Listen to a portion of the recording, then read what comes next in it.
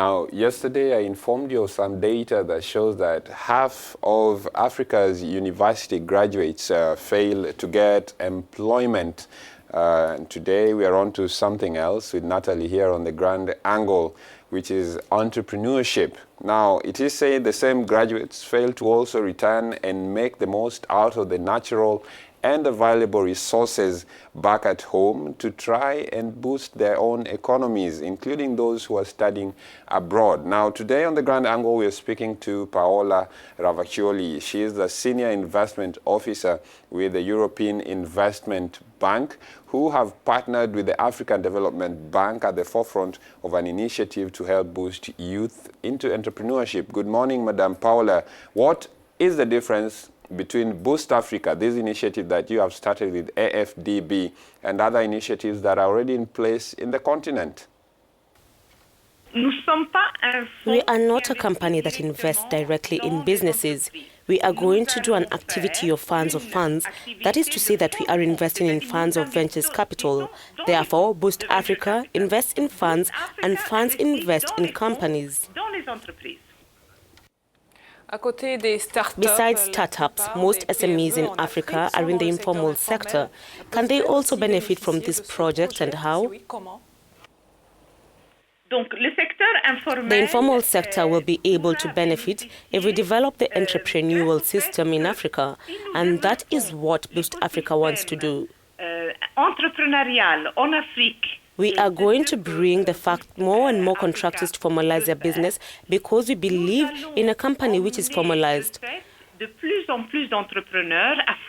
where all the accounting is transparent, which has a governance that responds to the standards of good practice of the market.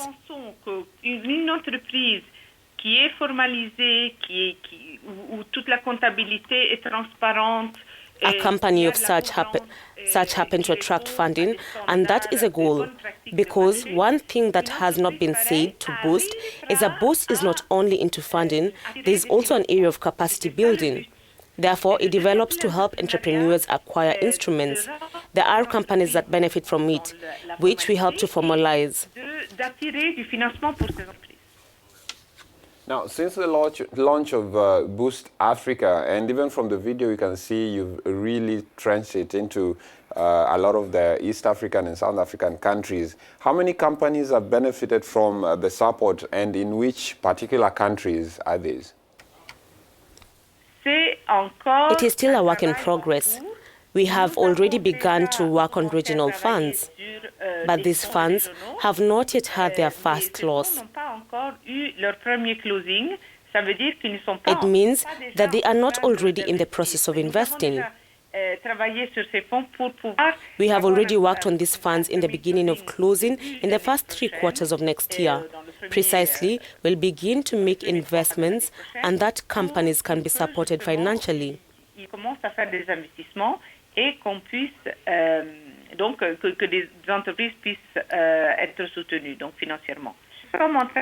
are watching for a fund investor that will invest in Nigeria, Ghana, Kenya, Rwanda, Ethiopia.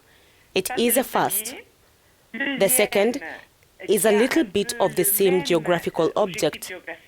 It was a third fund that we are in the process of doing for the Francophone Africa, who will be based in Senegal.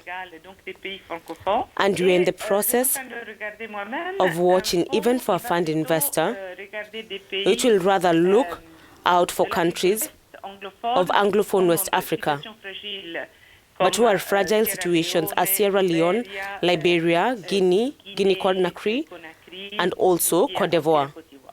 Therefore, we are trying to diversify geographically in order to touch all the countries of Africa.